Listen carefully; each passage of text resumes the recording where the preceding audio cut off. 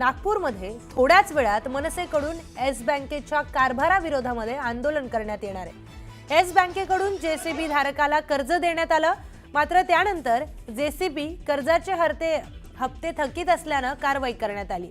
या कारवाईच्या विरोधामध्ये येस बँकेच्या माउंट रोडवरील शाखेच्या विरोधात आंदोलन करण्यात आलंय। आरटीओ पासिंगसाठी गेले असता जेसीबी येस बँकेने जप्त करत परस्पर विकून टाकली। त्यामुळे इंद्रजित बळीराम मुळे यांनी कर्ज घेतला असून त्यासाठी बँकेत चक्रा मारून न्याय मिळत नसल्याने मनसेकडे न्याय मागितला।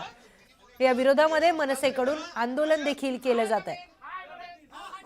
नागपूरमध्ये मनसे आक्रमक झालेली आहे, तर बँकेच्या नावाच्या पाटीला देखील काळं फासण्यात आलंय। मनसे कार्यकर्त्यांकडून येस बँकेच्या पाटीला देखील काळं फासण्यात आलंय। या संदर्भातील सविस्तर माहिती जाणून घेऊयात। आपले प्रतिनिधी उदय तिमांडे ते नागपूरवरून आपल्या सोबत जोडले गेलेले आहेत। उदय, नागपूरमध्ये मनसैनिक आक्रमक झाल्याचं दिसतंय, येस बँकेच्या बोर्डाला देखील काळं फासलंय, काय सगळी परिस्थिती?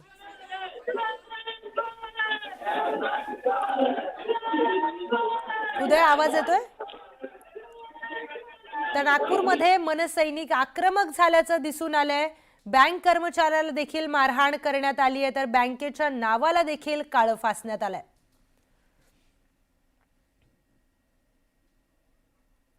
तर बँकेच्या नावाच्या पाटीला काळं फासण्यात आलंय, बँक कर्मचाऱ्याला देखील मारहाण करण्यात आली आहे। मनसैनिक नागपूरमध्ये आक्रमक झाल्याचं दिसतंय।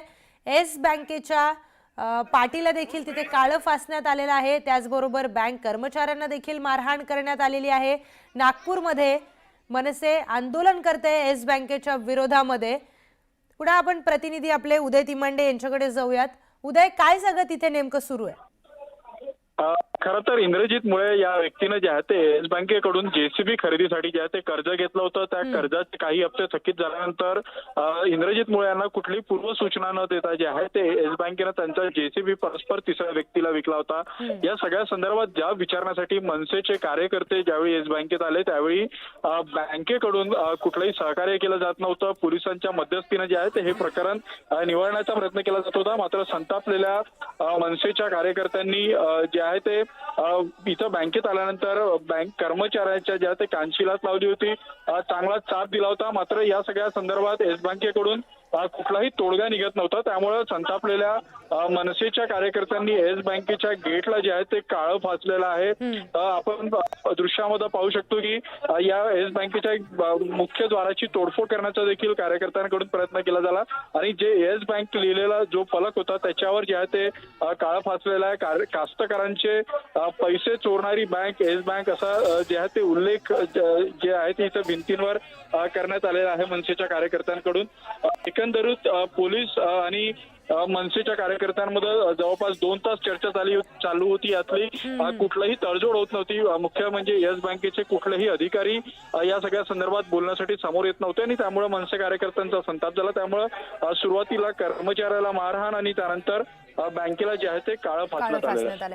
उदय, निश्चितच बँकेला काळं फासण्यात आलंय, पण आता बँकेकडून काही प्रतिक्रिया या संदर्भात आलेली आहे की त्यांच्याकडून काही स्टेटमेंट जाहीर करण्यात आलंय? नेमकं काय बँकेकडून उत्तर आलेलं आहे? नक्कीच जवळपास 2 तास कार्यकर्ते इथे ठिय्या मांडून होते। त्यावेळी जर बँकेचे कर्मचारी किंवा अधिकारी या सगळ्या संदर्भात बोलायला समोर आले असते आणि जे काही शंका कार्यकर्त्यांच्या आणि इंद्रजित मुळे यांच्या होत्या त्या दूर केल्या असत्या तर बहुधा ही वेळ आली नसती। मात्र पोलिसांकडून मध्यस्थी करण्याचा प्रयत्न केला जात होता, मात्र कुठल्याही पद्धतीने बँकेचे अधिकारी कर्मचारी समोर येऊन बोलायला तयार नव्हते आणि त्यामुळे जे आहे ती ही सगळी घटना घडलेली आहे। आता तरी या सगळ्या प्रकरणात बोलायला बँकेचे अधिकारी समोर येतात का हे पाहणं महत्त्वाचं असणार। निश्चितच उदय, आता बँकेच्या अधिकाऱ्यांकडून काय या संदर्भात उत्तर येते ते सुद्धा पाहणं महत्त्वाचं आहे। इंद्रजित बळीराम मुळे या संबंधित व्यक्तीला लोन देण्यात आलं, पण लोनचा हप्ता पूर्ण त्याला फेडू तो शकला नाही, त्यामुळे त्याचं जेसीबी परस्पर विकण्यात आलेलं आहे आणि ही मोठी घटना मनसे देखील तिथे आक्रमक झालेलं आहे। या संदर्भात आपण पुन्हा आपले प्रतिनिधी उदय तिमांडे यांच्याशी बोलूया। उदय, मनसे चांगलीच तिथे आक्रमक झाल्याचं दिसतंय। इंद्रजित मुळे या व्यक्तीला न्याय मिळवून देण्यासाठी मनसैनिक तिथे आक्रमक झालेले आहेत, पण बँकेकडून 2 तास झाले तरी अजूनही कुठलंही स्टेटमेंट आलं नाहीये का?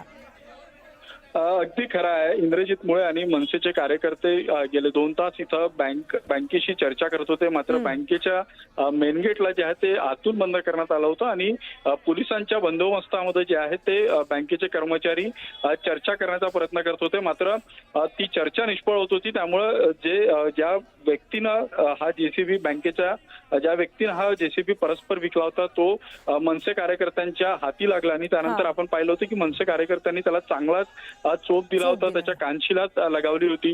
आपल्या कर्मचाऱ्याच्या कानशिलात लगावल्यानंतर तरी बँकेचे अधिकारी समोर येऊन या सगळ्या बाबतीत स्पष्टीकरण देतील, नेमकं काय झालं हे सांगतील अशी अपेक्षा होती. मात्र ती अपेक्षा जी आहे ती फोल ठरली. त्या कर्मचाऱ्याला समोर करून जे आहे ते बँक या सगळ्या कार्यकर्त्यांशी चर्चा करत होती आणि अखेर मनसेच्या कार्यकर्त्यांचा संयम सुटला आणि त्यांनी मग बँकेचा जो बोर्ड होता त्याला काळा फासण्याचा जो आहे तो इथं प्रयत्न केलेला आहे. आता या सगळ्या प्रकरणानंतर तरी काय नेमकं झालं होतं, बँकेची या सगळ्या बाबतीत काय भूमिका आहे हे बँक अधिकारी समोर येऊन स्पष्ट करतील अशी असं आपल्याला म्हणायला हरकत नाही. निश्चितच उदय, पण या सगळ्यांमध्ये पोलिसांची काय भूमिका राहिली? मागील 2 तासापासून मनसैनिक तिथे वाट बघत होते, पण बँकेकडून काही उत्तर न आल्यामुळे ते आक्रमक झाले. पण या मधल्या काळामध्ये मग पोलिसांची काय भूमिका होती?